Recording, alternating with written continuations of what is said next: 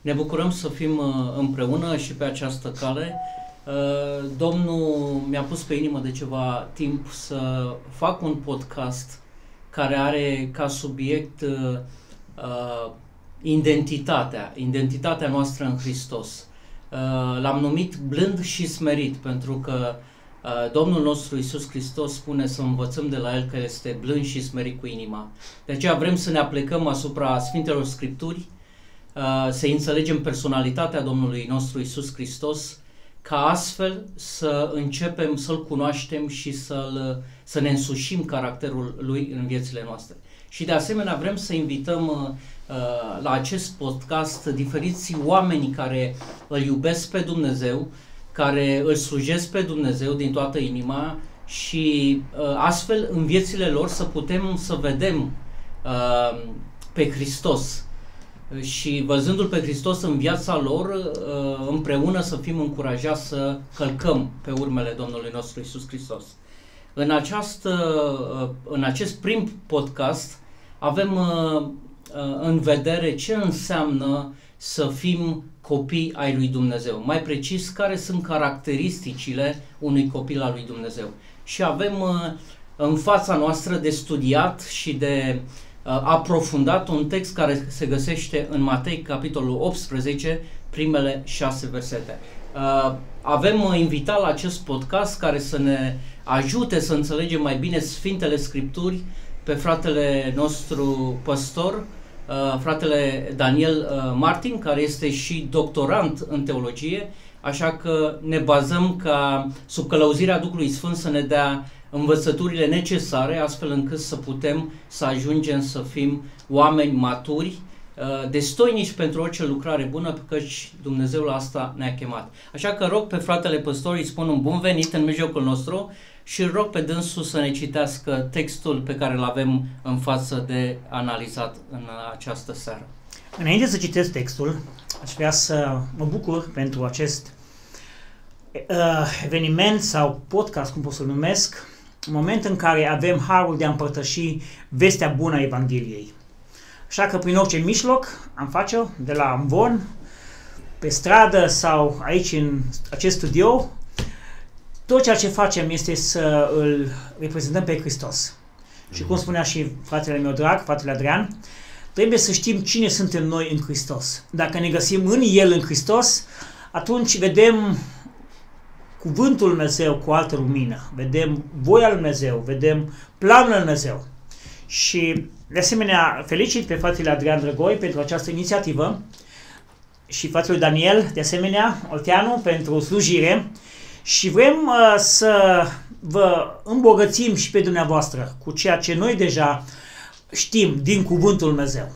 Haideți să citim aceste versete și apoi vom încerca să comentăm și să avem câteva gânduri de înțelepciune și de revelație prin care voi și noi să putem fi copii adevărați, autentici al lui Hristos.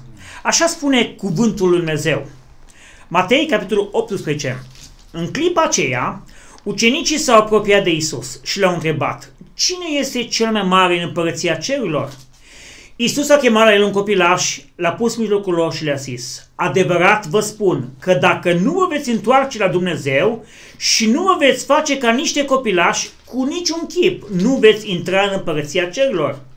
De aceea, oricine se va smeri ca acest copilaș va fi cel mai mare în împărăția cerurilor. Și oricine va primi un copilaș ca acesta în numele meu, mă primește pe mine. Dar pentru oricine va face să păcătuiască pe unul din acești copii micuți care cred în mine, ar fi mai de folos să-i se atârnă de gât o piatră mare de moară și să fie înecat în adâncul mării. Amin. Vedeți aici, în textul acesta avem unul dintre negațiile absolute pe care Domnul Iisus le folosește. Aici spune cu niciun chip. Cu alte cuvinte, nu există nicio scurtătură și niciun mod de a dribla acest lucru, ci există o singură cale prin care putem să intrăm în împărăția lui Dumnezeu. Versetul acesta unde spune adevărat, adevărat vă spun că dacă nu vă veți întoarce la Dumnezeu și nu vă veți face ca niște copilași, înseamnă faptul că în momentul în care noi îl cunoaștem pe Dumnezeu, luăm hotărârea să ne întoarcem la Hristos. Cu alte cuvinte, cine sau cum putem să devenim un copil al lui Dumnezeu? Un copil al lui Dumnezeu devenim când ne lăsăm convinși de Duhul Sfânt, care ne cercetează inima și ne face conștienți de faptul că avem nevoie de mântuire și apoi, prin hotărârea și acceptarea lui Iisus Hristos ca Domn și Mântuitor în inima noastră, noi devenim copii ai lui Dumnezeu. De aceea trebuie să înțelegem că în momentul în care noi devenim copii ai lui Dumnezeu, este momentul în care noi ieșim din dictatura celui rău și intrăm în împărăția lui Dumnezeu. Când intrăm în împărăția lui Dumnezeu, noi trebuie să ținem cont de Constituția împărăției lui Dumnezeu. Amin. Și de faptul că în Constituția aceasta pe care o cunoaștem, mergând cu Hristos pe calea credinței, pe calea îngustă pe care El a trasat-o, noi putem să ne înțelegem drepturile și în același timp responsabilitățile pe care le avem. De aceea, în cadrul acestei noi împărății, avem și niște legi care trebuie respectate pentru bunul mers al împărăției și pentru ca Hristos să fie slăvit totdeauna între noi. Vedeți, acum Hristos aici, Domnul nostru, vorbește despre copilași. Copilași se referă în special la vârsta cuprinsă între 1 an și 3 ani. E adevărat, copilul are o vârstă, să zicem, psihologic cuprinsă între 1 și 7 ani, de aceea de multe ori auzim expresia cei 7 ani de acasă, pentru că este timpul în care copilul își formează caracterul, se cunoaște un pic pe el însuși în contextul părintesc, în contextul părinților lui. Dar Domnul Iisus, când vorbește aici, în textul grecesc, apare termenul acesta de copilași. Adică vrem să înțelegem că în momentul în care noi ne întoarcem la Dumnezeu, avem deja un caracter de bază. Și nu de mult am făcut un studiu pe copiii fraților mei de credință, fiind în contexte diferite și văzând copii între 1 an și 3 ani, și am observat și am înțeles anumite lucruri cu privire la caracterul lor. Copiii se nasc cu un caracter deja avându-se în el, în sensul de bază. De bază după care, în timpul celor 7 ani de acasă, ei învață, sau mai bine zis, părinții lui îl ajută să construiască caracterul respectiv. Dar noi trebuie să știm că noi, când devenim copii ai lui Dumnezeu, trebuie să ținem cont de legea lui Dumnezeu. Așa că copiii se nasc, e adevărat, cu un caracter, dar totodată cu un temperament. Fiecare copil, în personalitatea lui de copii, are un caracter și un temperament. Caracterul se poate schimba, se formează mai bine în cei 7 ani de acasă, dar nu numai. Omul cât trăiește învață, cu cât înaintează în vârstă din diferite experiențe ale vieții, își conturează mai bine caracterul lui. Temperamentul, ce putem spune de temperament? E clar, cu temperamentul se naște și putem să spunem că temperamentul ăla o să-l caracterizeze toată viața. Temperamentul nu poate fi schimbat. Însă eu am ajuns la concluzia că temperamentul totuși se poate, cum să zic, se poate ajusta. Foarte bine, Daniel, foarte bine. Dacă îmi permiți, scuze-mă, m-am uitat în viața apostolului Pavel, Sfântului Apostol Pavel, și putem să vedem ceea ce tu ai afirmat până acum. El a avut un temperament, el era compulsiv, era iute, era primul, ca și Petru de altfel. Impulsiv, da? Da, și impulsiv, da? Din cauza asta a ajuns repede pe scara ierarhică și a ajuns unul dintre mari farisei. Da? Și a fost lângă Ștefan când a fost, oamenii au avut încredere și au pus hainele lângă el ca să poată să se dezbrace farisei și să ia pietre și să arunce. Știa că nu o să fure, să fugă cu el, că avea un temperament, dar și caracterul lui. Acum, după ce el s-a întâlnit cu Domnul Iisus Hristos pe drumul Damascului, el a rămas cu același temperament. Îl vedem tot același om care aleargă prin toată lumea, chiar intră în pușcărie pentru Domnul Iisus Hristos. El nu se ferește, nu se dă înapoi. Spune adevărul pe față. Spune adevărul, indiferent de circunstanțele vieții care vin peste el, dar caracterul se ajustează, se schimbă totalmente. Temperamentul, pe lângă ceea ce am spus și ai menționat și tu, se schimbă un pic, adică se ajustează un pic în funcție de călăuzirea Duhului Sfânt pe care a primit-o după convertirea lui. Deci ca și credincioși. Da. Nu mai este un temperament impulsiv negativ, este un impulsiv pozitiv și aleargă pentru un alt scop, are altceva în minte. Dorința lui este ca să poată să facă ceva bun, nu ceva rău. Și temperamentul ăsta îl urmează până la sfârșitul vieții. Amin. Acum, având în vedere că eu nu sunt părinte, iar dumneavoastră sunteți părinți, am vrea să luăm un pic în analiză aceste caracteristici pe care eu, studiind viața anumitor copii din cadrul bisericii, le-am remarcat și să încercăm să facem o paralelă între un copil firesc, da, din punct de vedere uman, și un copil spiritual.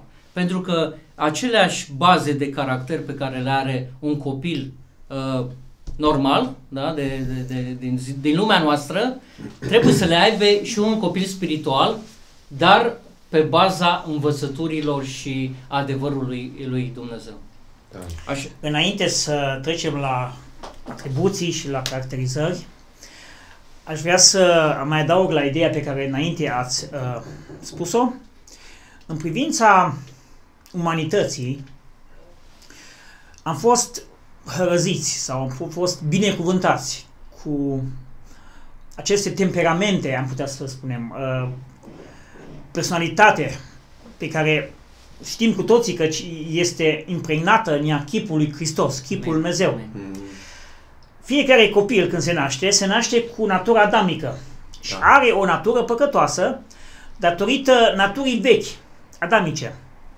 Și aici noi trebuie să înțelegem că atunci când un copil al lui Dumnezeu primește o natură nouă și este născut din nou, atunci ceea ce Dumnezeu transformă și ceea ce Dumnezeu înnoiește este natura veche, adică acele dorințe omenești de a face rău, de a păcătui, și astea sunt ceea ce noi, ca și copii al Dumnezeu, ne învață aici Hristos, căci în împărăția sa este un nou comportament.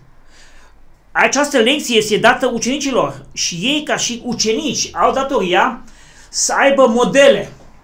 Și ne mirăm faptul că Hristos a dus în mijlocul lor acești copilași și i-a pus și a zis: uitați-vă la acești copilași, ce vedeți în ei, așa trebuie să deveniți și voi. Cu alte cuvinte, aveau probleme de comportament, erau falimentari și Hristos le dă o lecție. Acum, haideți să discutăm puțin mai adânc ideea. Un copil, în vremea respectivă, statutul lui era un statut foarte jos. Aici trebuie să ținem cont de cultura iudaică și cultura din vremea respectivă. Adică atunci când Iisus aduce un copilaș, pentru ei un copilaș era aproape un nimeni. Chiar dacă iubim noi pe copilaș și îi luăm în brațe, dar din punct de vedere statutar, ei nu erau cineva importanți. Adică Iisus vrea să aducă niște, am putea spune, caracteristici umane, reale, tangibile, care sunt realiste în viața copilului lui Dumnezeu. Și faptul că un copil, am putea spune, este, aici eu consider, umil, vrea să aduc atenția a caracteristica smereniei, umilinței în viața copilului lui Dumnezeu. Un copil este sincer.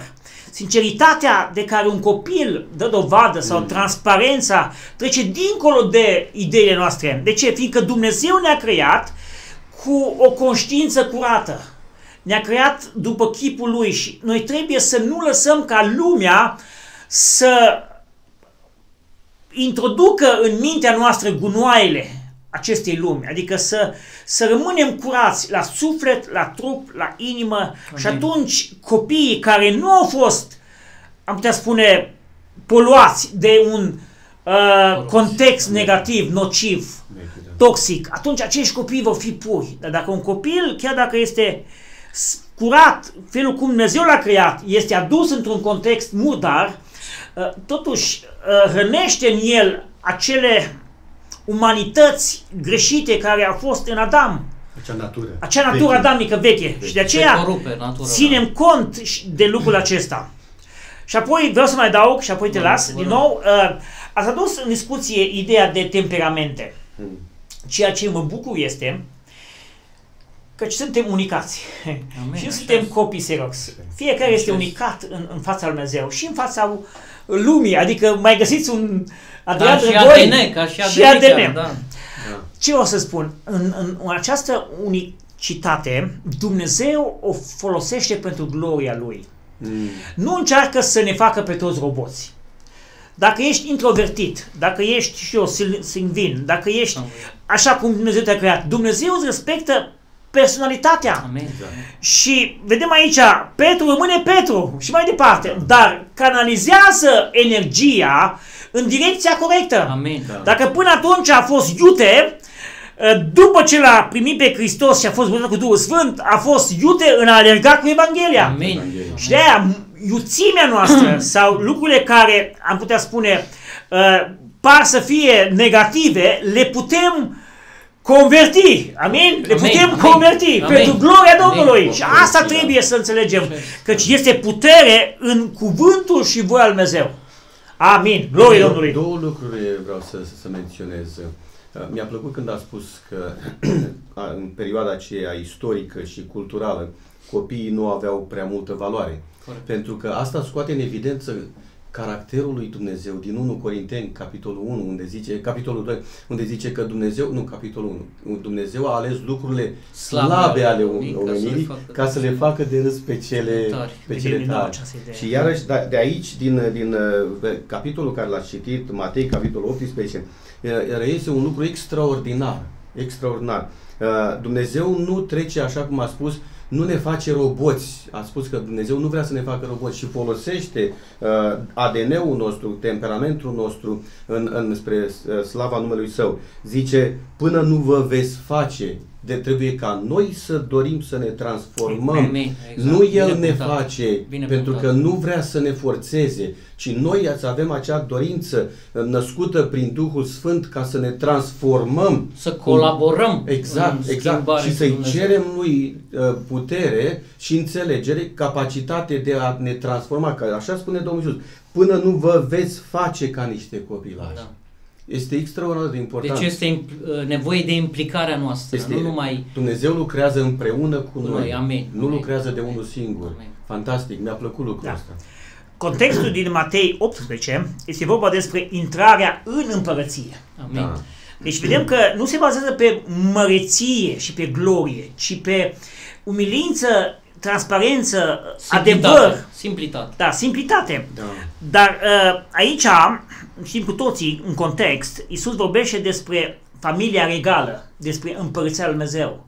Și în această familie regală trebuie să se vadă o latură a frumuseții lui Dumnezeu. Amen. Și aceasta este, am putea spune, acea latură a nu doar a adevărului, dar vedem aici un Dumnezeu creator care creează omul după chipul și după asemănarea sa, dar în același timp această idee creatoare a dat-o și omului și omul în același timp are această caracteristică de creativitate, de a ilustra și de a aduce în prezență ceea ce este o realitate. Vreau să mă fac mai înțeles. Ceea ce ne caracterizează pe noi în biserică este prezența noastră în adunare. La fel, aici, în împărăția lui Dumnezeu, vedem aici ucenicii care trebuie să fie prezenți. Prezența lor se vede prin aceste, am putea spune, caracteristici umane, pe care Dumnezeu le îndumnezeiește, am putea spune, prin prezența sa creatoare. Mi-a plăcut ideea, în orice context ca acesta, vedem două părți a fațetei. Una este partea lui Dumnezeu. Dumnezeu este suveran în istorie și face lucrurile să ia ființă și lucrurile ajung sau se întâmplă cum Dumnezeu decide și alege, dar în același timp viața și adevărul este de asemenea direcționat sau trasat de partea umană. Noi ca și ființe umane, în baza ascultării, credinței, am putea spune acceptării, noi devenim copii al lui Dumnezeu. Și de aceea este implicat și liberul arbitru. Dumnezeu ne-a creat cu această capacitate de a face alegere. Alegem să fim copii al lui Dumnezeu, în adevăr, oameni de caracter, oameni integri, oameni credincioși, oameni care aleg să asculte de Hristos sau rămâne mai departe în partea adversă a celui rău, în care Satana ne poate folosi și ne poate murdări. Despre lucrurile astea pe care frații mei în Hristos le-au amintit, Duhul Sfânt mă face să mă duc cu gândul la un verset pe care Domnul Iisus îl spune în contextul unei pilde, unde spune: mulți chemați, puțini aleși. Adică Dumnezeu ne face chemarea la toți la mântuire, dar alegerea de a ne implica și de a rămâne și a păstra ceea ce Dumnezeu ne-a oferit face ca noi să fim dintre cei aleși. Amen. Acum totuși, această idee de alegere este o idee foarte sensibilă. Acum noi discutăm adevărul despre ucenicie, viața de ucenic. Amen. Noi nu vorbim exact despre viața unui copil, corect, ci viața unui copil ilustrată în viața reală de ucenicie. De ucenicie. Da. Corect, asta e. Și de aceea trebuie să înțelegem că un copil este în creștere și se dezvoltă. Și în această dezvoltare sau maturizare, am putea spune, cum tu corect, are loc anumite lucruri pe care ne dor sau nu ne convine. Pubertatea, putem spune, viața unui copil. Da. Sau în alte momente, poate dureroase, când un copil trebuie să fie disciplinat pentru a trăi corect. La fel aici, Iisus vrea să spună, ca să fim în împărăție, noi trebuie să ne lăsăm modelați de cuvântul Lui și de planul Lui suveran. Și de călăuzirea Duhului Sfânt. Da. Acum am vrea un pic să ne concentrăm pe caracteristicile unui copil pe care un ucenic al lui Hristos trebuie să le aibă.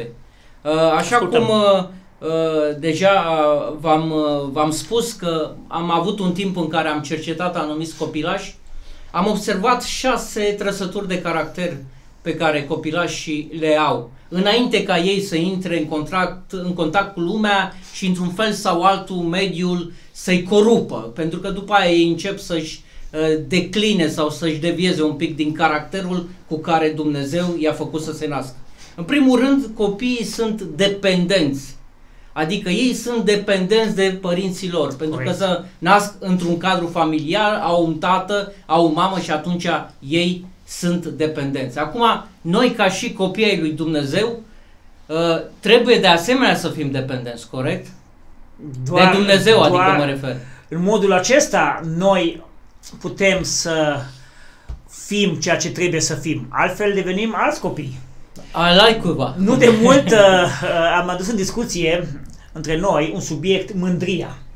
Și eu consider, în același timp, că această calitate, am putea spune, umană, nu e calitate, temperamentul uman, se vede egoism, se vede multă mândrie. Da. Și nu poți să fii dependent de cineva doar dacă renunți la tine însuți. A renunța la am putea spune, confortul tău sau a renunța la ideile tale pentru a putea depinde de un învățător. Atunci, în vremea aceea, un copil învăța sau se maturiza sau se școla bazat pe, am putea spune, observare. Copilul se uita la părinții lui sau la rabin sau la învățător și el, pe baza observării, el era modelat Și asimila. și era ceea ce trebuie să fie. La fel, am putea spune și noi astăzi, această dependență este o dependență temporară, nu absolută, în același timp în care noi observăm viața cuiva sau slujirea cuiva sau, știu eu, talentul cuiva și noi stăm cu cei înțelepți. Copiii vor fi înțelepți. Și încurajez, de asemenea, în familiile noastre de creștini, să luăm cadouri ceea ce copilul are talent și chemare. O paranteză în direcția aceasta, un părinte mi-a spus că a luat copiii, ambii copii băieți, și i-a dus la Muzeul de Științe. Și acolo a văzut anumite, știu eu, lucruri prin care istoria științifică a dezvoltat anumite lucruri. Și acești copii care au fost duși, am putea spune, la Muzeul de Științe, au început să fie interesați și au fost bombardați cu această, pot să spun, dorință de a deveni oameni de știință și de a deveni oameni care să facă o diferență în lumea în care trăiesc. Amen. Și de aceea, de la fragedă tinerețe, copiii noștri trebuie să vedem în ce direcție Dumnezeu i-a dat și i-a înhărăzit. Dacă sunt oameni, adică tineri care au talent muzical, îi dăm să facă muzică. Dacă le pasă să citească cărți, să scrie, le cumpărăm cărți. Dacă vor să devină păstori, îi punem la vot, nu? Aleluia! Trebuie să încurajăm, că prin încurajare această dependență este corectă. Frate pastor Daniel, Da. am o întrebare. Credeți că această creștere și schimbare de caracter, cum am spus noi, se bazează foarte mult pe identitatea care și-o asumă copilul în copilărie? Pentru că mă gândesc că identitatea care el o ia și o primește, cum a spus fratele nostru Adrian, de la părinți, sau cum ai spune ta, de la rabin, de la societatea înconjurătoare, îl influențează foarte mult identitatea cu ce mă identific eu. Dacă copilul nostru este influențat de cercul bisericii sau un cerc școlar sau de știință și așa mai departe, aceea îl va identifica și el își va schimba caracterul în funcție de cu ce se identifică el. Credeți că îl ajută foarte mult? Cu siguranță. Spunea cineva că a luat doi copii și i-a pus în două camere diferite. Într-o cameră a fost întuneric și, de asemenea, liniște, și cine venea în camera respectivă doar îi aducea mâncarea și nu comunica nimic. Doar creștea pe bază de lumină și existența fizică. Simțul. Da. În cealaltă cameră era un copil în care întotdeauna și-a făcut timp, a început să comunice, să vorbească, să dezvolte idei, concepte. După 2 ani a oprit experimentul și a realizat de fapt că copilul care a primit viață prin comunicare și prin îmbrățișare și prin prezență, acel copil a fost dezvoltat în mod normal, în mod corect și a fost, am putea spune, înfloritor, ca și personalitate, ca și persoană. Celălalt a fost, am putea spune, pipernicit. Nu s-a dezvoltat simțurile umane, nu a fost nefericit. Da. Ființa umană este, am putea spune, bombardată de senzorii externi, de contextul în care ești. Și dacă primești căldură, primești hrană, primești viață, devii un om plin de viață și plin de bucurie. Dar dacă contextul geografic, cultural, știu eu, acum vorbim despre război, copiii care sunt în război, doar prezenți acolo, am putea spune, rămân pentru toată viața cu traume, care nimic și nimeni nu poate să se schimbe, fiindcă pătrund adânc în conștiința unui copil. și doar Dumnezeu mai poate schimba. Și știm că Dumnezeu poate. De aceea este ca și o floare, ca și un copac. Dacă îi pui apă, dai nutrienți, soare, lumină, acel copil va crește în mod sănătos și corect. Altfel, va fi, știu eu, îngreunat în procesul de creștere. Inuman, în multe privințe. În sensul ăsta, credeți că noi ca și copiii al lui Dumnezeu avem nevoie să cunoaștem mai mult despre identitatea noastră în Domnul Iisus Hristos ca și copii, ca să ne dezvoltăm mult mai înfloritor? Da și nu. În calitate de credincioși evanghelici, spiritualizăm prea mult viața umană și viața copiilor noștri. Nu e greșit, într-un mod, fiindcă copiii noștri trebuie să absoarbă acești senzori spirituali, adică dragostea lui Dumnezeu, rugăciunea și cuvântul lui Dumnezeu în viața lor. Dar mai mult decât, am putea spune, experiența spirituală în viața unui copil, este, am putea spune, experiența psihologică sau emoțională. Un copil va fi întotdeauna gata să primească îmbrățișare, apreciere, am putea spune atenție. Dacă nu vom dărui timp, și vorbim acum nu la biserică, ci acasă, luăm un copil în parc, vorbim cu el, acel copil va fi un copil, știu eu, dezastruos.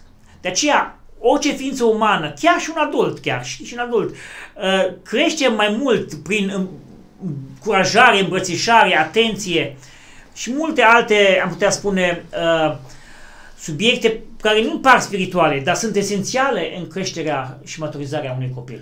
Acum, este bine că, având în vedere că vorbim despre copii, să privim un pic și către psihologia copilului. Dar eu acum mai mult am vrea să ne axăm pe paralela dintre un copil pe care deja dumneavoastră îl cunoașteți, că ați crescut ceva copii, și statutul nostru de copil al lui Dumnezeu. Am zis că în primul rând copiii sunt dependenți de părinți, ceea ce înseamnă că noi ca și copii ai lui Dumnezeu trebuie să fim dependenți de Dumnezeul nostru, de Creatorul nostru, de Tatăl nostru. Și la un moment dat Domnul Iisus spune în direcția asta: nimeni nu poate sluji la doi stăpâni. Ori va sluji sau va iubi pe unul și va disprețui pe celălalt. Deci, în momentul în care chiar un copil, din punct de vedere uman, se naște într-o familie și cu cât crește, mai întâlnește și alte persoane, îl mai întâlnește pe unchiul, pe mătușa, totuși el, apartenența lui rămâne totdeauna la tata și la mama. Se lovește, alergă în brațele la tata și la mama, nu se duce la... De-abia când crește, mai mare poate înțelege contextul și mai alergă și la unchiul să-i mai ceară un sfat sau un alta. Dar noi ca și copii ai lui Dumnezeu trebuie să înțelegem că trebuie să fim în totului tot, dependenți de Dumnezeu și să ținem cont de ceea ce El ne învață, ceea ce El ne direcționează, pentru că Cel care ne cunoaște cel mai bine inima este Dumnezeu și atunci de la cine am putea să învățăm mai multe decât de la Creatorul nostru și Tatăl nostru. Ok, în al doilea rând, o altă caracteristică pe care am vrea să o avem în discuție este faptul că copiii, așa cum ați deja enunțat și dumneavoastră, sunt cei care, în contextul în care trăiesc, încep să imite. Și acum, paralela între un copil care imită totdeauna, în special ce face tata cu mama, noi, ca și copii ai lui Dumnezeu, avem pe cineva care chiar ne îndeamnă, pentru că el a făcut ceva în direcția asta. Da? Zice Apostolul Pavel. Ce ne zice, frate păstor? Călcați pe urmele mele, nu? Că și eu calc pe urmele lui Hristos. Deci noi totdeauna trebuie să-L urmăm pe Hristos. E un adevăr adânc în direcția aceasta. Acum vorbim din punct de vedere omenesc, de exemplu, noi ca și slujitori ne dorim copiii noștri să fie spirituali. Și multe familii, credincioși, și multe familii văd această obligativitate de a învăța copiii versetele din Biblie, de a se ruga, de a, învăța discipline spirituale, asculta muzică și predici creștine. Da. Dacă acel copil nu vede în viața părinților faptul că tatăl și mama nu spune genunchi, nu se roagă, dacă tata nu citește din Biblie și nu pune mâna pe o carte, dacă tata nu cântă o cântare, să nu ne așteptăm copiii să facă.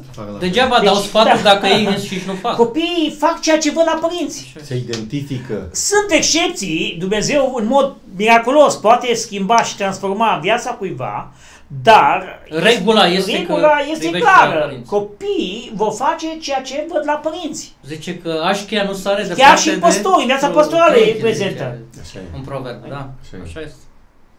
Ok, o a treia caracteristică pe care eu am observat-o și să o avem un pic în discuție în privința Sfintei Scripturi, să ne oglindim și să vedem ce găsim valabil în direcția asta. Copiii sunt vulnerabili. E adevărat, nu? Da. Asta ne spune și aici în Matei, capitolul 18. Un copil de asta este adus în fața ucenicilor, fiindcă un copil este vulnerabil. Dacă ar fi fost protejat sau în siguranță, asta ne aduce în atenție și viața de copil al lui Dumnezeu, fiindcă noi rămânem mai departe vulnerabili față de păcat. Aici în discuție este adus și păcatul.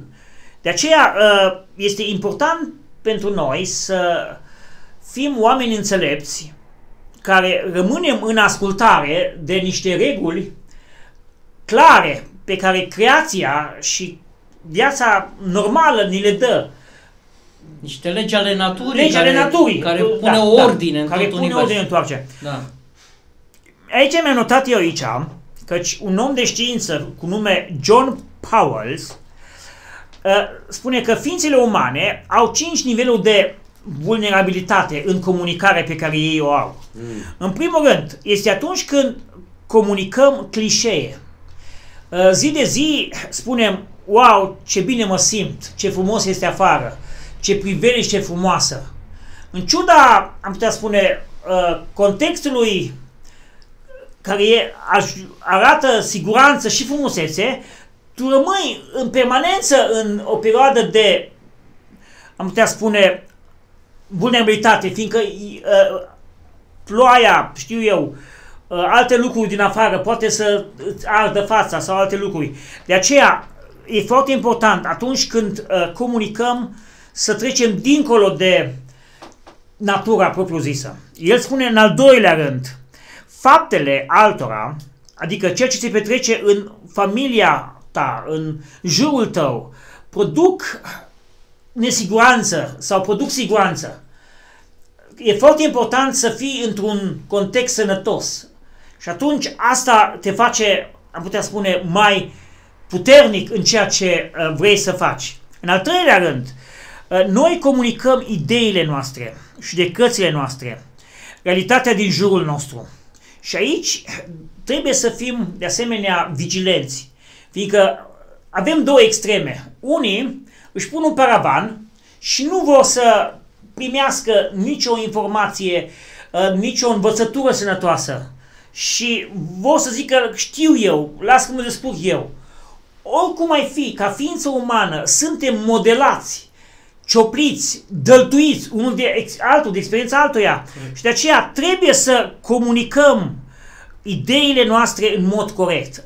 Adică în filozofia vieții, Dumnezeu ne-a învățat pe fiecare să abordăm viața din punct de vedere biblic, dar în același timp aceste idei, în special din lumea din jurul nostru, cum este ideea de homosexualitate sau alte idei, știu eu, problema abortului. No.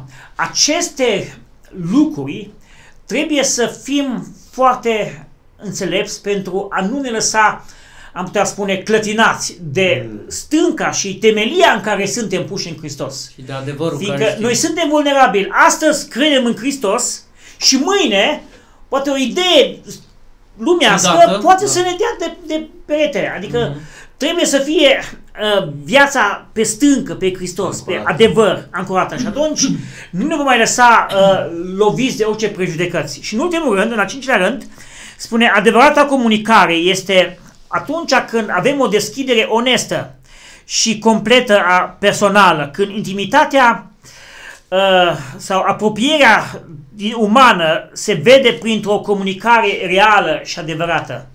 Chiar și atunci rămânem vulnerabili ca ființe umane. Nu e așa? Locul cel mai sigur în viața de creștin este biserica și familia. Și totuși, cele mai mari răni și dureri le găsești unde? În familie și în biserică. Exact. În ciuda siguranței, faptul care ne oferă biserica lui Dumnezeu și familia care ești, acolo primești cele mai mari globituri. Și de aceea noi rămânem în permanență vulnerabili. Dar dacă ne îmbrăcăm în Hristos, dacă rămânem în adevăr, dacă cerem ajutorul Duhului Sfânt, Dumnezeu ne va da putere să ne ridicăm la un alt nivel de comunicare. În Duhul, prin Duhul. Dumnezeu să ne ajute. Amen. De aceasta. Acum, legat de faptul că suntem vulnerabili, trebuie să ținem cont că noi, ca și copii ai lui Dumnezeu, ca să nu fim corupți de firea veche pe care toți o avem în noi și pe care Domnul Iisus ne spune această taină, acest adevăr că trebuie să fie răstignită, atunci faptul că suntem vulnerabili, trebuie să fim aceia care să ne lăsăm călăuziți de Duhul Sfânt. Deci, a fi vulnerabil nu este neapărat un lucru negativ. Numai trebuie să știi cum să te raportezi. Nu e slăbiciune, da? Dar trebuie să te știi să te raportezi, iar noi avem în viețile noastre pe Duhul Sfânt ca să ne ajute tocmai în această privință. Putem să fim vulnerabili și pozitiv, adică Duhul Sfânt să vină în viața noastră să ne influențeze și noi să fim vulnerabili la Duhul Sfânt? Da, putem să fim.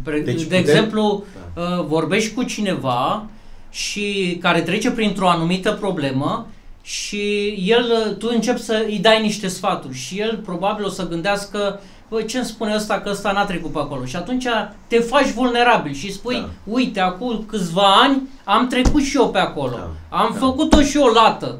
Și Dumnezeu m-a ajutat să ies. Și atunci poți să fii o binecuvântare. În cazul ăla, poți să fii vulnerabil. Deci dar nu spre păcat. Nu te lăsa corupt de păcat, influențat de păcat. Acolo nu e bine să fii vulnerabil. Acolo trebuie să fii puternic și să te lași călăuzit de șoapta Duhului Sfânt. Iartă-mă. Deci putem să folosim slăbiciunea asta a vulnerabilității noastre umane în sens pozitiv și creativ. Da? Da. Atunci când noi ne găsim în împărăția lui Dumnezeu. Când ne găsim în împărăția lumii acesteia, lumea ne spune că aceste valori, smerenia, să te faci vulnerabil, este o slăbiciune umană. Poate să profite, poate să te calce în picioare. Dacă te găsești în voia lui Dumnezeu, în planul lui Dumnezeu, în împărăția lui Dumnezeu, faptul că ești descoperit întru totul, asta este un lucru bun și real. Numai Dumnezeu poate folosi oameni care sunt puși în mâinile lui Dumnezeu și Dumnezeu nu te poate folosi dacă ești încăpățânat, închis și trebuie să te lași vulnerabil pentru a putea fi lepădarea de sine, cam asta e, nu? Pentru că în Biblie David zice, totul este gol și descoperit înaintea ta.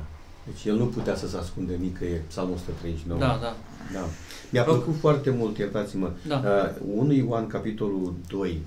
Chiar și oamenilor maturi, da, care s-au făcut copii al lui Dumnezeu, sau au devenit copii al lui Dumnezeu, spune aici copilașilor. Te vorbește așa de gingaș, așa de frumos, ca la niște copii micuți, copilașilor, chiar dacă s-a întâmplat ceva, cum spuneai tu. Să devenim din nou acei oameni care, așa cum ai spus tu la început, Adi, uităm lucrurile care s-au întâmplat în viața noastră. Totul ce a fost, cum zice Pavel, las în urmă. Tot ce a fost în viața mea, las în urmă și mă arunc spre ce este înainte. Dacă avem acea atitudine pozitivă de a uita trecutul și a ne arunca spre ce este pozitiv și bun în viața noastră, atunci suntem oameni care Dumnezeu poate să-i folosească. Așa? Amin. Ce vreau să adaug aici este faptul că ca și adulți, noi ne folosim puterea sau înțelepciunea prin care noi putem manipula sau putem face ca lucrurile să fie așa cum vrem noi să le facem. Pe când un copil este, am putea spune, în permanență nevoiaș. El nu are putere pe care are un adult. Dependent. Și atunci vedem această, am putea spune, imagine pe care Hristos a dus-o, căci adulții să învețe de la copii. În ciuda faptului că tu deja ești puternic în gândire, în maturitate, ca personalitate, ai nevoie să te privești la un copil și să rămâi ca un copil. Da. În dorința aceea de a fi în dependență totală de Hristos, de Tatăl Ceresc, dar în același timp, vedem aici, spune că cine primește pe mine, în numele meu, pe un copilaș, mă primește pe mine, vedem această inocență, această curăție de inimă, această sfințire. Dumnezeu caută curăție de inimă. Și asta trece dincolo de, am putea spune, faptele noastre personale. Noi ne străduim prin disciplină, prin tot felul de acțiuni, să rămânem puri. Dar vedem aici că în Împărăția Lui Dumnezeu această puritate este dată de Hristos, fiindcă El vrea copiii Lui să rămână în această împărăție a luminii și a prezenței sale, în care inocența nu trebuie să fie înțeleasă greșit, ci este vorba despre această prezență divină care oferă, am putea spune, lucrurilor slabe să ia ființă, să fie mai puternice datorită împlinirii și complementării pe care o avem în Hristos și prin El. Domnul să ne ajute în direcția aceasta. Amin. O altă caracteristică pe care eu am văzut-o este faptul că ei sunt sinceri. Iar acum, ca și copii ai lui Dumnezeu, noi suntem chemați să fim deopotrivă sinceri. Mi-aduc aminte că Domnul Iisus vorbește un pic în direcția asta și când spune daul vostru să fie da și nuul vostru să fie nu. Acum, cred că la a fi sinceri există și excepții. Acum, eu vă dau un exemplu și dumneavoastră mi-l explicați cum îl vedeți contextul respectiv. Vă aduceți aminte că în vremea comunistă anumiți frați erau prinși, băgați într-o cameră și anchetați. Cu alte cuvinte, erau nevoiți să pârască sau să dea pe față, să divulge anumite lucruri. Eu știu cu cine ai colaborat, cu cine ai împărțit Biblie, cu cine nu știu. Și mulți dintre ei au tăcut. Da. Aici nu trebuie să fii sincer. Eu așa cred. Această sinceritate se bazează, am putea spune, pe încredere. Asta e cuvântul cheie, încredere. Ca și copii al lui Dumnezeu, biserica este chemată să fie o gospodărie, o casă, o familie. Și acolo se bazează mult pe ideea de încredere care trebuie să fie între soție. La fel, când vedem în biserică oamenii lui Dumnezeu care suferă pentru Hristos, ei te privesc ca și frate în Hristos și această încredere pe care a pus-o Dumnezeu prin Duhul Sfânt. Și această sinceritate trece la acest nivel al comunicării cine ești de fapt în Hristos. A spune adevărul din inimă este o sinceritate îndumnezeită datorită transformării acelui om. Amen. Pe baza sângelui lui Hristos. Amen. Fiindcă omul are în el ideea aceea de duplicitate. Oare e adevărat? Oare a zis Dumnezeu? Nu cumva este altă culoare? Întotdeauna găsim noi ceva în care să punem o întrebare. Și nu avem acel curaj de a fi gata să mergem până la moarte. Când este vorba despre slujire. Frații noștri din timpul comunismului au dat dovadă de exemple eroice. Un mic exemplu în direcția aceasta. Eu am fost un copil pe vremea aceea și mi-aduc aminte cum Biserica lui Hristos a fost mai puternică datorită faptului că comuniștii au încercat să pună pe umerii lor tot felul de poveri. Adică nu trebuie să vă adunați duminică seara, ajunge duminică dimineața. Nu trebuie să vă adunați mai mult de 30, trebuie să fiți mai puțin. Nu trebuie să vă adunați în biserică, în sat, trebuie să mergeți în comună mare. Dacă vreți să slujiți pe Domnul, trebuie să creșteți un miel, o vacă să ne dați. Toate acestea copiii lui Dumnezeu din vremea aceea o făceau cu bucurie și cu dăruire, ca și o binecuvântare pe care Dumnezeu le-a dat-o. Deci ei au oferit toate aceste lucruri pe care noi astăzi le-am sfida. Cum adică să crești un miel sau un vițel pentru polițistul din sat? De dragul de a te întâlni și de a lăuda pe Dumnezeu, făceai orice, mergeai până la capătul lumii. Sinceritatea aceea curată, avea în ei să jertfească. acea sinceritate dumnezeiască, care este produsă de Duhul Sfânt și de Cuvântul Dumnezeu. Amin. Așa este. Aici trebuie să facem o mică, am putea spune, diferență între dragoste și sinceritate. Fiindcă dragostea este cea care produce această sinceritate, dragostea lui Hristos, la un nivel sănătos. Fiindcă poate să fie și sinceritate duplicitară, am putea spune, cu două fețe. Se numește lingușitori. Și mai sunt și prin biserici. Trebuie să ne cunoaștem. Nu, să ne scape de ei. Da, oameni care vor să obțină poziții și atunci se pune pe lângă tine și te periază ca să ajungi sus.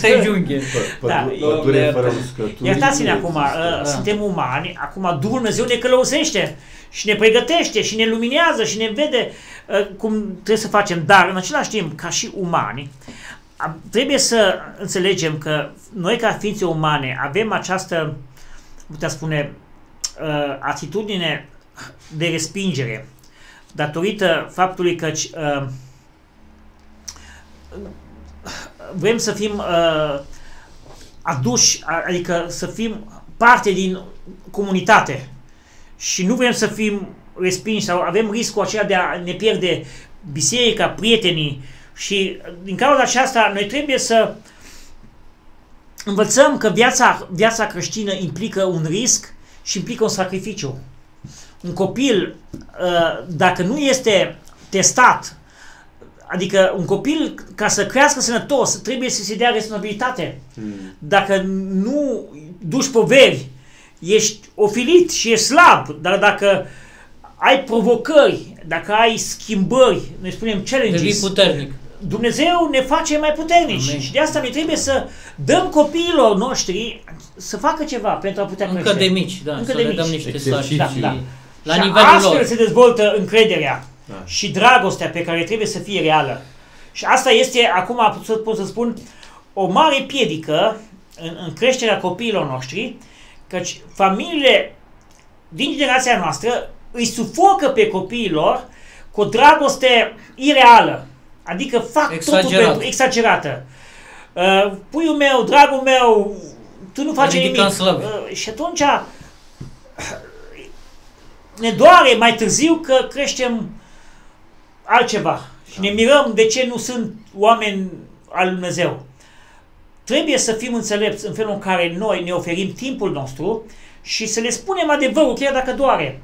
Să le punem să rămână ancorați în valorile cuvântului lui Dumnezeu, fiindcă asta este, noi în familia creștină noi dezvoltăm aceste valori dumnezeiești prin care am putea spune învățăm viața în sine. Ca să fiu înțeles, dau un exemplu dintr-o familie din Biblie. Familia este Cain și Abel. Acolo vedem două lucruri, am putea spune, competiția și compromisul. Datorită, am putea spune, posesiunilor false, datorită, educației greșite, datorită, am putea spune, favoritismelor și invidiei, se întâmplă lucruri neplăcute în viața copiilor noștri. Și de asta noi trebuie să avem o întâlnire personală cu Dumnezeu ca să putem schimba macazul copiilor noștri în direcția bună, fiindcă putem să dăm o direcție greșită din timpuriu și apoi ne mirăm că se întâmplă altceva. Să dau un exemplu, prezența la biserică. Noi ca și familii postmoderne suntem foarte ocupați și preocupați cu tot ce se întâmplă în jurul nostru. Plus fotbal, poate muzică, evenimente și biserica rămâne pe ultimul loc în viața prioritară a copiilor noștri. Copiii noștri văd că noi mergem la biserică o dată pe lună că biserica nu e importantă zeciala, nu e importantă slujirea în biserică, nu e importantă, dragostea frățească. Și ne mirăm atunci când copiii noștri sunt mari, de ce nu vin la biserică? Fiindcă noi am văzut altceva mai important decât biserica. Biserica este Împărăția lui Dumnezeu manifestată pe acest pământ. Și este cel mai important lucru pe care Dumnezeu ne-a pus aici să-L reprezentăm pe El. Și asta este faptul că noi trebuie să dăm ștafeta copiilor noștri. Fiindcă este un pericol, ne pierdem credința puternică în Scriptură, prin faptul că copiii noștri nu mai au acea, putem spune, relație corectă și adâncă cu Hristos. Și asta mă doare cel mai mult. Dumnezeu se va ocupa și de generația lor.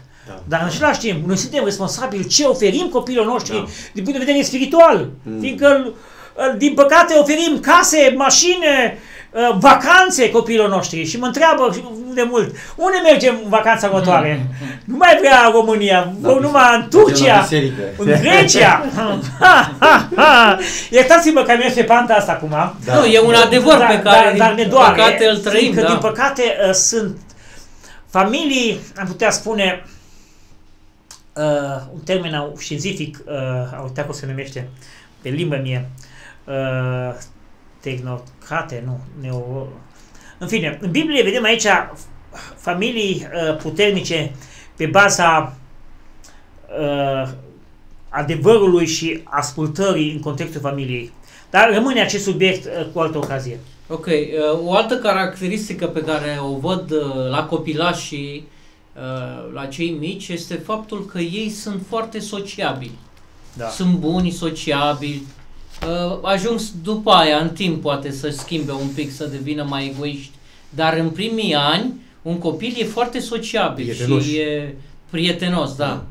Și împart lucrurile cu ei. Da, exact. Se joacă cu jucăriile și chiar dă la dăruiește, dăruiesc așa. Acum, ca și copii ai lui Dumnezeu, din nou avem exemplu pe Domnul și Mântuitorul nostru Iisus Hristos, care îl vedem că a fost sociabil. Dacă ne aplecăm din nou și recitim Evangheliile, vom vedea că Domnul Iisus a stat totdeauna între oameni. Corect. Și a venit în ajutorul celor în nevoie. N-a fost numai un lider care i-a plăcut să stea cu ăia înțelepții, dar a fost gata să se plece, să stea, exact cum spune Sfânta Scriptură, cu oameni și cu păcătoși. Da? Ceea ce eu văd ca și copil al lui Dumnezeu, văd că de multe ori, când noi îl cunoaștem pe Hristos, normal, intrăm în altă împărăție, intrăm în alt cadru, dar noi trebuie să rămânem cu această dorință de a fi gata, de a propovădui sau de a spune și altora despre Hristos. Dacă noi venim la Hristos și ne închidem în bisericile noastre, în comunitățile noastre, știu mulți creștini care, din păcate, în momentul în care e normal, poate că e un sistem de apărare care se declanșează, dar nu trebuie să fie pe o perioadă lungă. Trebuie să fim conștienți și să ne comportăm cum Mântuitorul nostru s-a comportat. În sensul că ne întoarcem la Hristos, cunoaștem viața din Dumnezeu, înțelegem pericolul care îl avem în lume și în care am trăit atâția ani fiind morți în păcatele noastre, da? Dar acum noi nu trebuie să ne rupem de familiari care încă nu-L cunosc pe Domnul, de prieteni. Nu trebuie să închidem ușa și să aruncăm cheia. Trebuie totdeauna să avem un contact cu ei, pentru ca Dumnezeu în diferite căi să poată să ajungă cuvântul mântuirii și la ei. Pentru că dacă noi ne închidem și nu, Doamne, eu m-am pocăit, eu nu mai vorbesc cu tine, că tu ești un bețiv, tu ești... Nu facem corect, părerea mea, pentru că noi trebuie totdeauna să fim un canal de binecuvântare și să folosim orice ocazie. E clar, nu stăm cu ei, nu mergem cu ei la băută, nu mergem cu ei la bairame, dar în momentul în care ne întâlnim ocazional pe stradă sau în alte contexte, poate chiar la piață sau eu știu în alte contexte, să fim prietenos. Ce mai faci ca Dumnezeu să aibă posibilitatea să-L mântuiască și pe El? Eu cred că asta înseamnă a fi sociabil ca și copil al lui Dumnezeu. Acum vă las și pe dumneavoastră. Ce pot să spun este aici, în acest pasaj, când Iisus vorbește despre acești copilași, vedem aici o întruchipare a copilăriei. Adică vedem acești copilași gingași, această gingășie, transparență, onestitate, putem spune, definesc sociabilitatea. Noi suntem ființe sociabile și trebuie să rămânem asemenea ființe, fiindcă așa ne-a creat Dumnezeu. Dar, în același timp, trebuie să, am putea spune, păstrăm echilibrul, fiindcă o ființă sociabilă are două laturi. Una este iubirea aproapelui și alta, am putea spune, este a face rău aproapelui. De doar să spunem lucrul acesta. Am văzut copii care fac altor copii răutăți. Da, când crește mai mare, când deja e coruptibil de lume, atunci se întâmplă. Eu spun așa, e adevărat, mai târziu, nu chiar de mic copil. În ființa umană, ca să rămânem în voia lui Dumnezeu, trebuie să, am putea spune, ascultăm de Hristos. Adică, spune, să ne lepădăm de noi înșine. Spune Iisus Hristos. Este vorba despre acea dragoste sacrificială, acest respect necondiționat. Ca și copiii, este natura umană în el. Și totuși trebuie să direcționăm aceste răutăți și aceste binecuvântări în mod corect în viața unor copii, fiindcă prin aceste, putem spune, canale de comunicare, noi putem dezvolta și crește un sfânt sau un păcătos. Ce vreau să ai spus mai departe a fost că comunicarea verbală, adică sociabilă, poate produce prietenie, poate produce, am putea spune, o moștenire frumoasă. Pe când trebuie să înțelegem că adesea comunicăm tăcând. Eu nu vorbesc prea mult cu cel nepocăit, dar ei văd în viața mea caracter, faptele mele, dragostea lui Hristos. Amen. Și vreau să spun că noi comunicăm mai mult fără cuvinte și prin acțiuni. Non-verbal, da. De aceea principiile divine și voia lui Dumnezeu se vede prin trăirea și faptele mele. Amin. De aceea ne rugăm tot mai mult să fim o evanghelie scrisă Amin. de oameni. Epistolă vie, cum zicea Epistolă Apostolul vie. Pavel. Amin. Acum vă dau un exemplu, un abuz în generația noastră, este faptul că mulți români din Est au venit în Anglia acum 10 ani, acum 20 de ani și acești pocăiți, frate mei, ghilimele, Domnul să-i binecuvânteze, ei au ales să se izoleze de lume, să creeze propriile lor biserici în care nu vor să fie în contact cu lumea și cu cei nemântuiți. Să nu fie, știu eu, influențați negativ sau ei se consideră aleși sau prealeși lui Dumnezeu. Sfinții. Și copiilor sunt învățați, căci ei sunt un popor sfânt, doar ascultând de aceste reguli stricte pe care ei le au. Fals. Adică e o extremă greșită. Trebuie să păstrăm echilibru. Nici să fim prea lumești, să fim cu lumea, nici să fim nici prea duhovnicești și să trăim în altă lume. Da. Fiindcă Dumnezeu ne-a pus în lumea asta în care suntem, reală, păcătoasă, știu eu. Și de aceea trebuie să-L reprezentăm pe Hristos în mod corect. În lumea asta multiculturală, chiar dacă ești în Anglia sau Spania sau că și Spania e plină de multicultural și Germania și Estul, așa cum a spus. Mă gândeam la ceea ce spunea fratele cu partea sociabilă. Este un verset care Domnul Iisus Hristos îl scoate în evidență și spune, zice, duceți-vă și faceți ucenici din toate neamurile. Cum poți să te duci dacă nu te duci să socializezi cu ei? Corect. În sensul pozitiv, așa cum ați menționat și mi-a plăcut că ați scos în evidență, nu ca să mă duc cu ei la, știu eu, destrăbălare, da? Dar trebuie să am un echilibru, să știu cât mă duc, până unde mă duc și cât să pot să socializez cu ei în așa măsură încât să pot să-L propovăduiesc, să le dau ocazia ca ei să-L vadă pe Domnul Iisus Hristos în viața mea. Duceți-vă și faceți ucenici din toate neamurile. dacă te duci și trăiești o viață sfântă, măi, de ce nu bei cu mine? De ce nu fumezi ca mine? De ce nu înjuri ca mine? S-a întâmplat la serviciu, când lucram la un atelier, cineva să zică, băi, să nu mai înjuri. Și cineva zice, dar de ce n-am voie? Zice, când e pocăitul ăsta aici, să nu mai înjuri. Deci, nu neapărat le-a spus băi, opriți-vă. Au văzut că nu le place. Și atunci socializarea aceasta, chiar și tacită, cum spuneați, dar trăită împreună cu ei, mănânci împreună cu ei la serviciu, bei un suc, o cafea, dar să vadă că tu nu te expui păcatelor, cum se expunei. Ca să poți să le fii un exemplu, că altfel ei nu o să aibă un exemplu. Exact. Trăiesc în aceeași gașcă de oameni pierduți și nu o să aibă niciodată asta înseamnă socializare. Asta înseamnă socializare, da. Nu să mă duc să mă fac una cu ei, așa m-am gândit eu, da. Până la urmă, menirea noastră ca și copiii lui Dumnezeu nu trebuie să o uităm. Da. Exact cum făcea Domnul Iisus. A venit în lume ca să caute și să mântuiască ce era pierdut. Trebuie același lucru să-l avem și noi. Da. Să-L urmăm pe Hristos pas cu pas. Amin. Da. Nu putem să avem menirea Lui ca El este Cel care a fost mielul lui Dumnezeu. Da. Dar caracterul Lui, modul în care El s-a raportat la lumea înconjurătoare, dar trebuie să urmărim în totul și să... până aici, dar să nu confundăm socializarea cu biserica. Nu.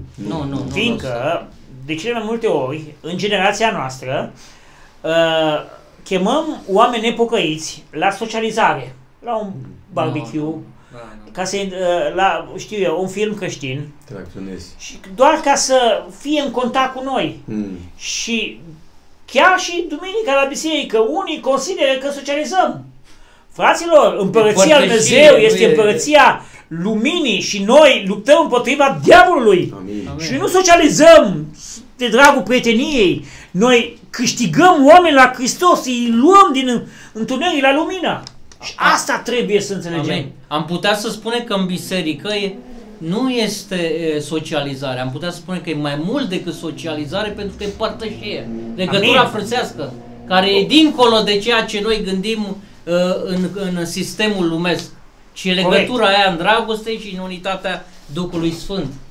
Așa că acum mai este o singură caracteristică care cred că e un pic cea mai controversată. Hai, ascultăm. Este referitoare la faptul că dacă te uiți la copilașii, da, la copilașii mici, pentru că v-am spus, copilașii între 1 și 7 au două etape ale vieții. Da? Una între 0 și 3 ani și apoi de la 3 la 7. De la 3 și 7 ani deja se lasă coruptibil de mediu și își schimbă un pic caracterul inițial pe care îl primesc la naștere. Cel pozitiv, că totodată există și unul negativ. Ok, mă refer la faptul că ei iartă și uită. Noi, oamenii maturi, ne este dificilă să înțelegem această sintagmă sau această taină a ierta pe celui ce îți face rău. Și avem atâtea exemple în Sfânta Scriptură și chiar Domnul Iisus zice, vine ucenicii la El și îl întreabă, de câte ori să iertăm pe aproapele nostru? De 7 ori? Și Domnul Iisus le spune, de 7 ori? De 70 de ori câte 7. Adică, cu alte cuvinte, având în vedere că în numerologia biblică 7 înseamnă desăvârșire, înseamnă infinit, cum ar veni, atunci noi trebuie să iertăm pe cel care ne face rău oricând e nevoie. Însă aici este de discutat, dar pasez un pic gândul către fratele păstor și către fratele misionar ca să ne spună puțin cum trebuie implementată în viața bisericească sau în viața de credință acest concept sau acest caracter pe care copiii îl au și știe să-l facă, să-l împlinească exact cum am spus. Iartă și uită în același timp. Pentru că de multe ori când mama sau tata ceartă un copil, el pe moment se supără, se duce într-un colț, dar după o jumătate de oră uită. Și vine înapoi, vă să joacă cu mama, n-are nicio ranchiună, n-are nimica, da? Sare în brațele.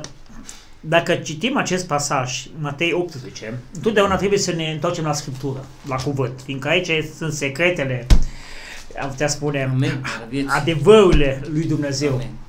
Vedem aici micimea lor, îi face membri umili, am putea spune, ai Împărăției Lui Dumnezeu. Și atunci când Iisus spune că trebuie ca să ne facem ca niște copilași, nu înseamnă să avem obiceiurile copilăriei, adică să ne comportăm în permanență ca niște copilași. Și dimpotrivă, aici cred că vorbește mult și despre o valoare intelectuală și spirituală pe care un copil o are. Gândirea copiilor, așa cum spuneai, este o gândire curată și aici aduc în atenția voastră un mare har pe care îl avem, memoria. Faptul că ne aducem aminte de trecut sau faptul că nu ne aducem aminte de trecut. Ca și copii, noi trebuie să știm, dacă în copilăria noastră am învățat cântări, cuvântul Dumnezeu, acum când suntem mari, știm, nu ne uităm. Mi-aduc aminte la seara de rugăciune, frații noștri aleg cântări foarte vechi. Cântări pe care nu le-am mai cântat de 50 de ani. Și copil fiind, am învățat de cântări, acum după 50 de ani, memoria mea de copil poate să cânte acea cântare, fără ca să mai fi cântat în ultimii 50 de ani acea cântare. De asta trebuie să știm, dacă punem valori intelectuale și ceva important în viața copiilor noștri, atunci acele lucruri rămân. Și asta îi definesc și putem spune, noi avem datoria să cultivăm gânduri inteligente, adică spiritualitate și o viață curată. Unde mult spunea cineva că Daniele a apărut în școlile noastre biblice o materie nouă, se numește formarea creștină.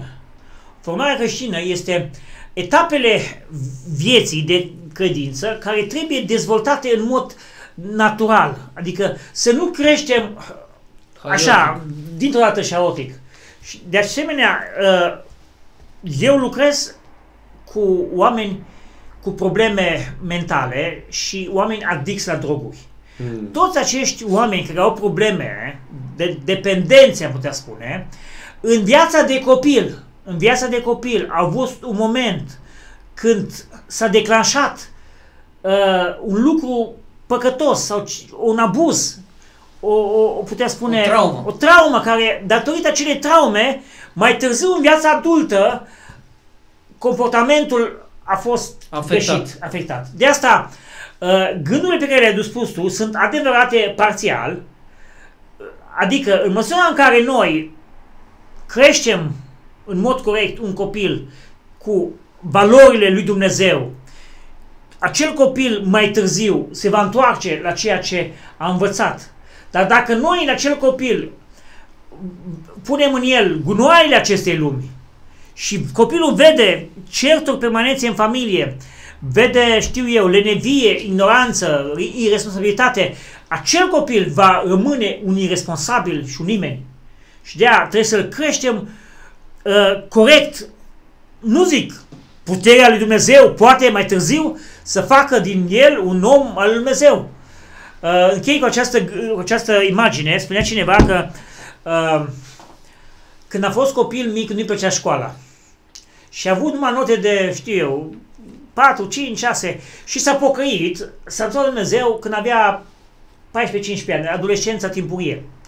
Și în momentul când s-a întors la Domnul, Dumnezeu a pus în el o pasiune pentru citire, pentru studiere, pentru educație. Și asta l-a inobilizat, adică l-a făcut uman prin faptul că Dumnezeu atunci când resetează ființa umană, o face în mod corect. Păcatul denaturează ființa umană, dar ceea ce ne face divini este valorile Împărăției Lui Dumnezeu. Deci acest capitol 18 aici, în contextul Împărăției Lui Dumnezeu, ca să fim, să rămânem, să ne dezvoltăm și să arătăm și să devenim Împărăția, ne trebuie să rămânem ca niște copilași, în multe privințe. Dar, în același timp, trebuie să creștem, să ne maturizăm. să fim oameni mari în care se vede puterea și gloria lui Hristos. Cum spune Sfântul Apostol Pavel, zice, fiți copii la minte.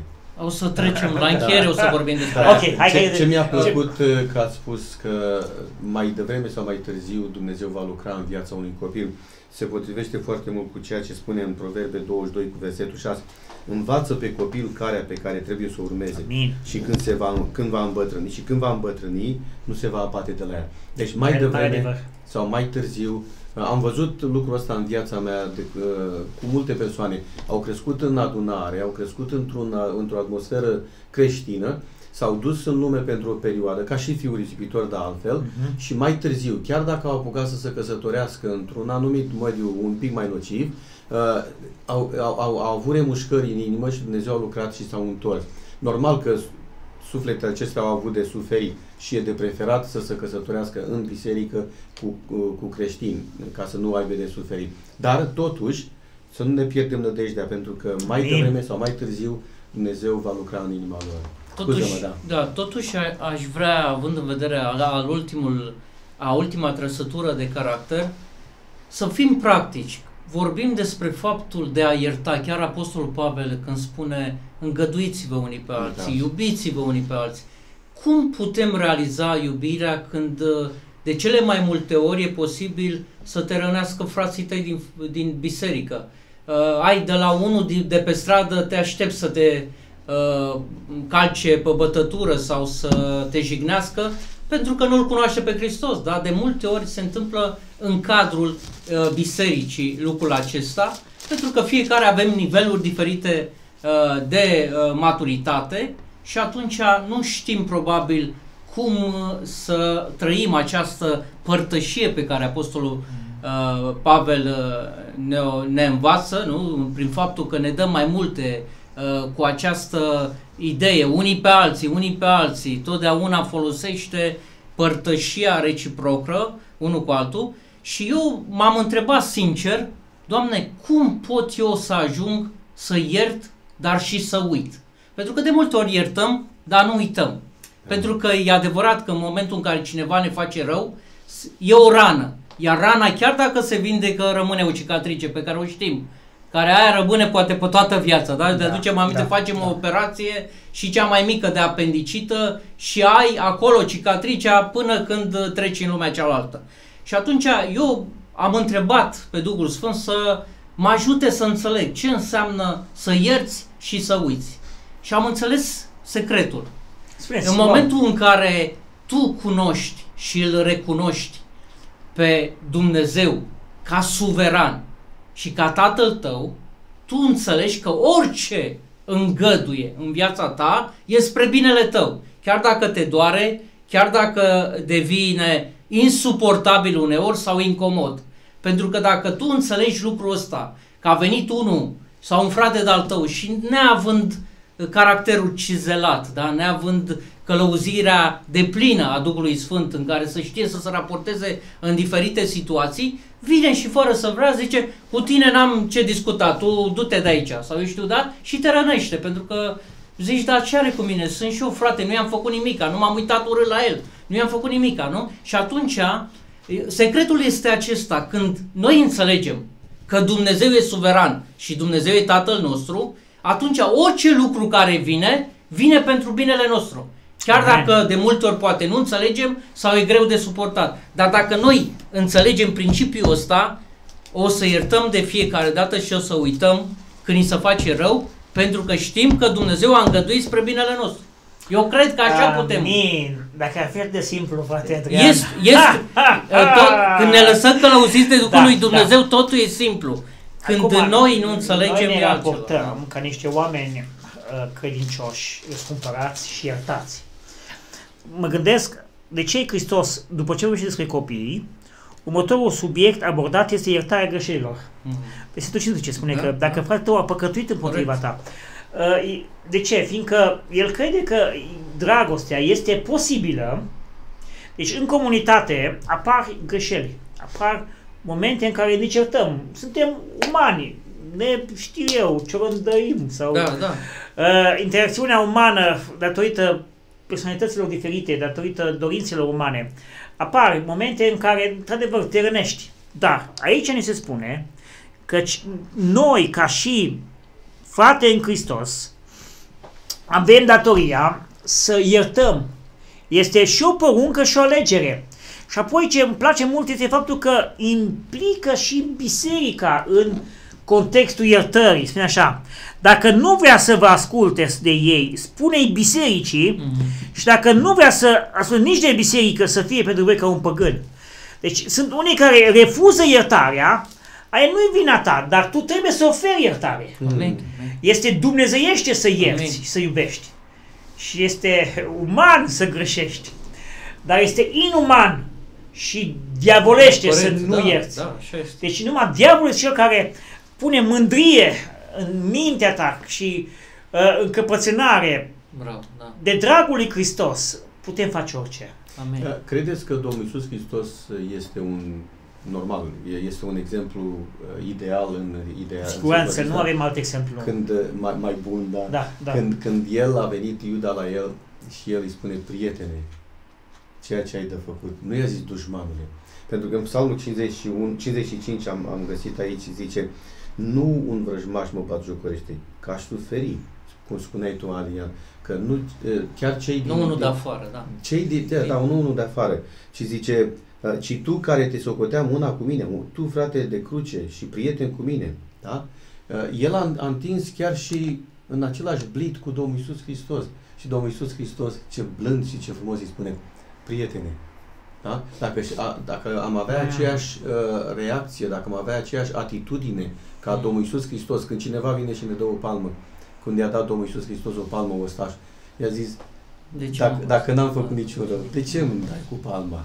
N-a ridicat tonul la el, ci i-a zis dacă... Cu blândețe. Exact. Dacă noi am fi caracterizați de această blândețe a Domnului Iisus Hristos, cred că atunci am putea ca să învingem suferințele care ne le creează unele persoane. Nu? În contextul lui Iuda, aș putea spune, este faptul că Hristos spune că i s-a rugat, spune lui Petru, nu? Da. Să nu piardă credința. Da. Înțelegi? Și diferența este următoarea.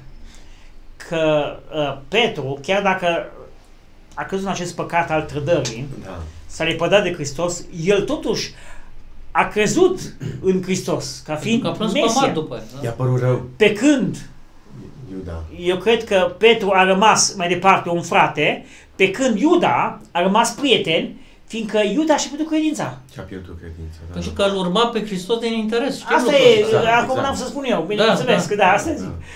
Dacă avem o credință statornică în Hristos, atunci nu mai suntem prieteni, suntem fii și fiice.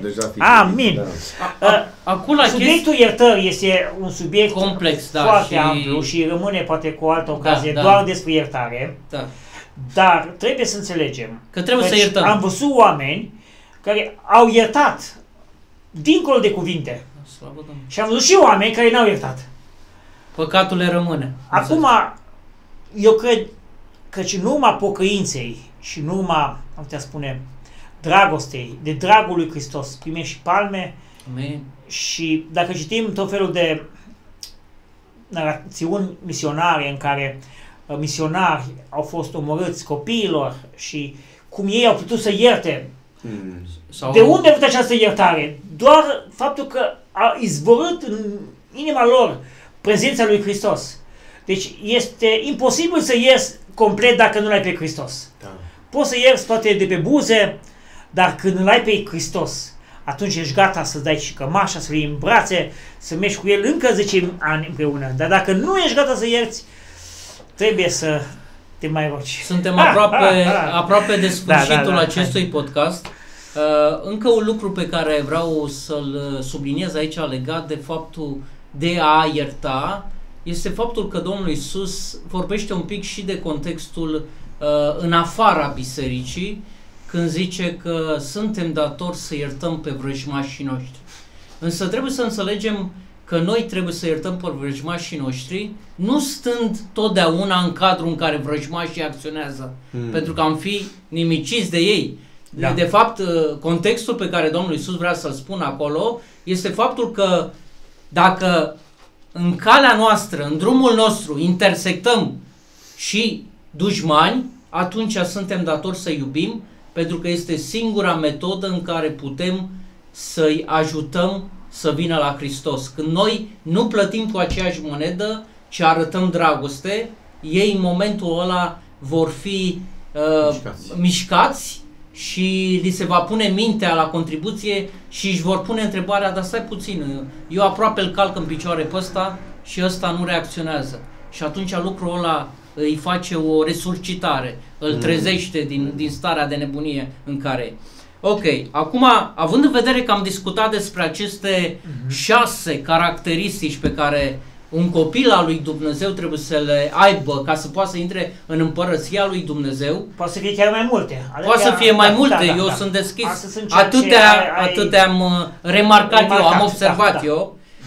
Și trebuie să ținem cont că este o condiție. Dacă nu vom deveni ca niște copilași, adică cu alte cuvinte, dacă nu vom avea aceste caracteristici pe care Domnul Iisus ni le sugerează printr-un copilaș, noi cu niciun chip nu vom intra în împărăția lui Dumnezeu. De aceea eu cred că este un moment de cercetare și de examinare să vedem unde suntem, ce fel de caracter avem, dacă suntem în adevăr așa cum Domnul Iisus ne spune și ne trasează un drum pe care noi trebuie să mergem. Acum, în încheiere, aș vrea să avem în vedere pericolele unui copilaș sau unui copil al lui Dumnezeu. Și mă refer în special la 1 Corinteni, capitolul 14 cu 20, unde spune acolo: fraților, nu fiți copii la minte, ci la răutate. Ci la răutate fiți prunci, iar la minte fiți oameni mari. Eu am conturat așa ideea acestui verset cu această propoziție. Fii copil la caracter, dar la minte fii om mare. Amen. Cam asta e concluzia. Trebuie să înțelegem, corect, până aici, trebuie să înțelegem contextul fiecărui pasaj și idei. În Matei, capitolul 18, contextul sau limbajul pe care Hristos vrea să ne învețe de la copilași, cum a spus, aceste caracteristici necesare, umanitate din viața unui copil, adică smerenia, dăruirea de sine, vulnerabilitatea, dependența, toate acestea, este o chemare la pocăință. Deci aici, în Matei, Hristos cheamă ucenicii, cheamă oamenii la pocăință, cheamă la Hristos, cheamă în împărăție. Și ca să fii pocăit, trebuie să fii așa și așa, e o listă, înțelegi? Da. Și i-a adus pe copil în mijlocul lor să vadă cum arată un pocăit, oamenii. Dar apropo de pocăință, pocăința e un fapt în sine sau e un proces? Cum ambele sunt, și un act și un proces. Amen. În Corinteni, Pavel aici vorbește unei biserici care l-au cunoscut pe Hristos și ei, am putea spune, trebuia să dea dovadă de maturitate, nu de copilărie. Vedem o biserică, eu numesc messy church, în care vedem multă tăgăială pe acolo, dezordine, mess, dar acolo unde este prezent Hristos, acolo Dumnezeu aduce ordine și aduce, am putea spune, maturitate în viața noastră. Asta e ideea. Nu mai rămâneți prunci în Hristos la nivelul de pruncie spirituală, ci trebuie să fiți oameni mari, oameni maturi, care îl cunosc pe Dumnezeu ca și adulți, adică oameni care văd lucrurile majore, importante din viața de credință. Și eu cred că este un mandat al nostru să ne maturizăm și să creștem. Din păcate, chiar și în bisericile noastre, unii rămân copii imaturi toată viața. Da, și nu poți să le pui pe umerii lor să le ceri mai mult, fiindcă nu primești și nu poți să facă. Dar dacă Dumnezeu te dezvoltă, te maturizează, te crește, este ca să devii un lucrător destoinic pentru împărăția Lui. Și asta este o chemare măreață, să fii matur în Hristos, să slujești pe Domnul, să fii gata să faci lucruri mărețe pentru Dumnezeu, nu lucruri minore, nu să te joci în nisip tot timpul spiritual, ci să faci lucruri mari, adică știu eu, îi spun să elibereze pe cel îndrăcit. Măcar că lucrurile acestea sunt lucruri începătoare. A cunoaște tainele Împărăției Lui Dumnezeu te face să te umilești și te face să fii ca un copilaș, fiindcă vezi mărimea, măreția și gloria. Este o măreție și într-un copilaș, dar este o mai mare măreție în plinătatea Dumnezeirii. Și eu cred mai mult în orice de faptul că El a umplut, Hristos spune, lucrurile de pe pământ și de sub pământ, de pe pământ și de ceruri, cu prezența Lui. Și dacă este prezența Lui acolo, nu te pierzi, că ești copil, că ești matur, ești în brațele Lui Hristos.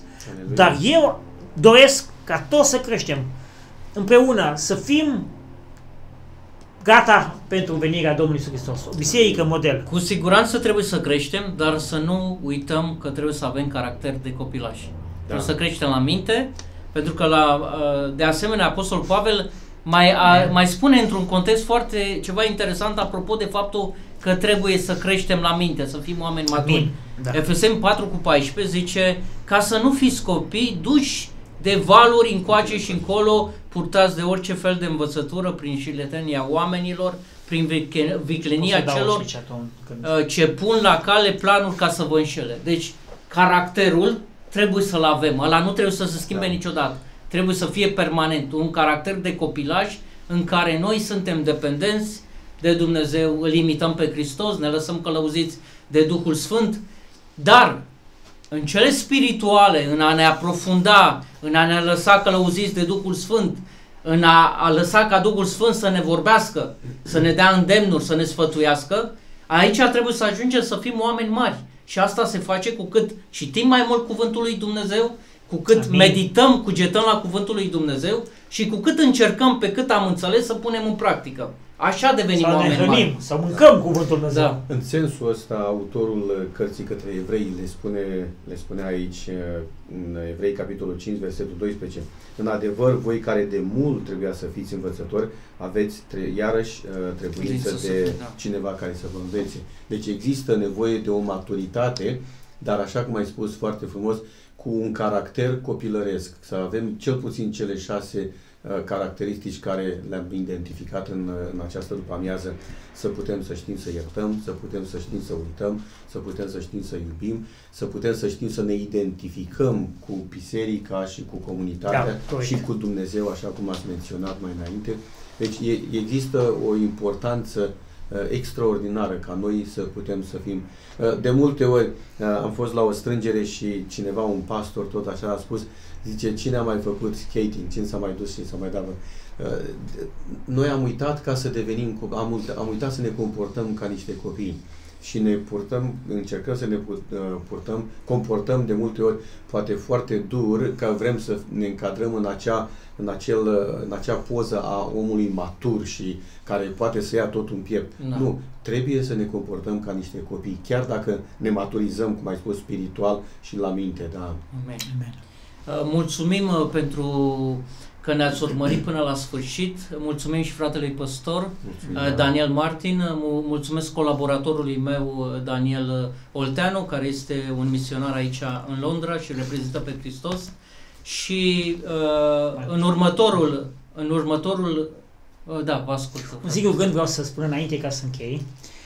În timp ce vorbea fratele, mi-am să aminte de acea experiență a lui Iisus cu Petru. Iisus îi spune lui Petru, paște mielușeii mei, paște oițele mele. Cu alte cuvinte, întotdeauna vor fi mielușei și oițe în casa Domnului. Amin. Nu trebuie să ajungem la un punct în care să spunem, gata, am crescut suficient. Ci întotdeauna suntem în constantă creștere pe verticală, dar în același timp să nu uităm că ceea ce ne face copii este iubirea, dragostea.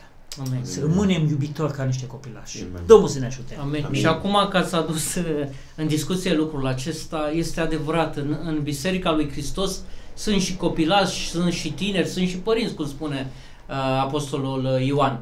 Dar trebuie să înțelegem că dacă cumva noi am crescut, am avut harul să ne maturizăm, să ajungem la un nivel mai înalt, să nu ne umflăm în pene, și să fim dintre aceia care să fim gata să dăm o mână celui mai slab, să-l ridicăm, să-l ajutăm și pe el să devină și să ajungă sus la acea stare de plinătate, cunoscându-L pe Hristos și trăindu-L în viața Lui.